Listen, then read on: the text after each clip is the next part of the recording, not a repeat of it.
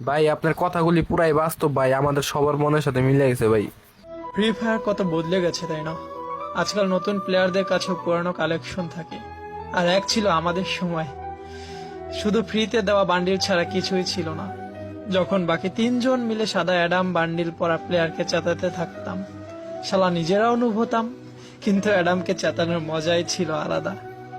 এক ঘরে বা টাওয়ারে বসে চারজনে মিলে একটা কিল করতাম, আর এনিমির একজন এসে আমাদের চারজনকেই মেরে দিত।